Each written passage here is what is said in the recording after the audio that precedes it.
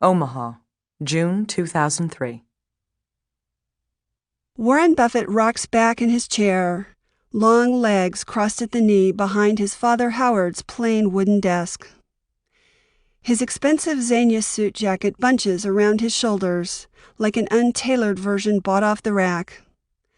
The jacket stays on all day, every day, no matter how casually the other 15 employees at Berkshire Hathaway headquarters are dressed.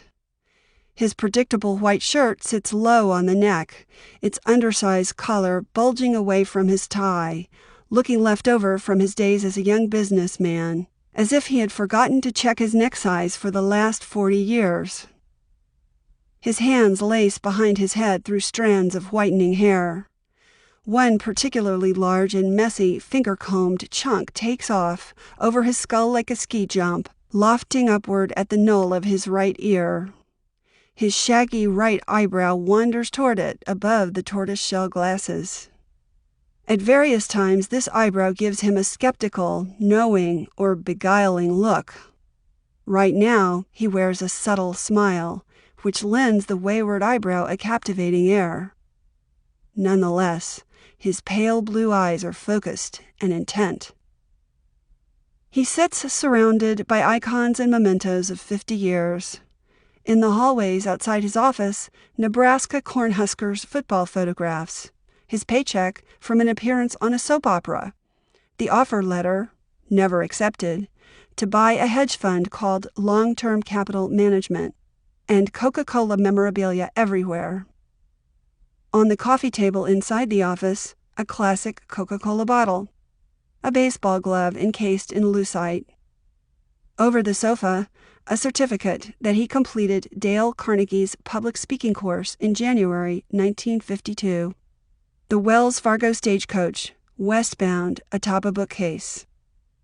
A Pulitzer Prize won in 1973 by the Sun Newspapers of Omaha, which his investment partnership owned. Scattered about the room are books and newspapers. Photographs of his family and friends cover the credenza and a side table, and sit under the hutch beside his desk in place of a computer. A large portrait of his father hangs above Buffett's head on the wall behind his desk. It faces every visitor who enters the room. Although a late spring Omaha morning beckons outside the windows, the brown wooden shutters are closed to block the view. The television beaming toward his desk is tuned to CNBC. The sound is muted, but the crawl at the bottom of the screen feeds him news all day long. Over the years, to his pleasure, the news has often been about him. Only a few people, however, actually know him well. I have been acquainted with him for 6 years, originally as a financial analyst covering Berkshire Hathaway stock. Over time, our relationship has turned friendly, and now I will get to know him better still. We are sitting in Warren's office because he is not going to write a book.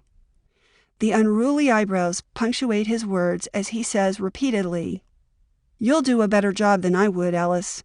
I'm glad you're writing this book, not me." Why he would say that is something that will eventually become clear. In the meantime, we start with the matter closest to his heart. Where did it come from, Warren? Caring so much about making money? His eyes go distant for a few seconds, thoughts traveling inward, flip, flip, flip through the mental files. Warren begins to tell his story. Balzac said that behind every great fortune lies a crime. That's not true at Berkshire. He leaps out of his chair to bring home the thought, crossing the room in a couple of strides.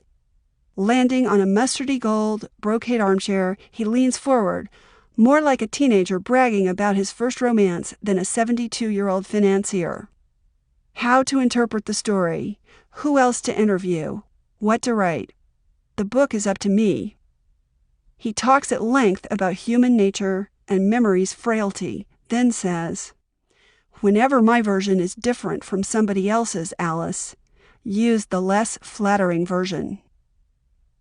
Among the many lessons, some of the best come simply from observing him. Here is the first. Humility disarms. In the end, there won't be too many reasons to choose the less flattering version. But when I do, human nature, not memory's frailty, is usually why. One of those occasions happened at Sun Valley in 1999.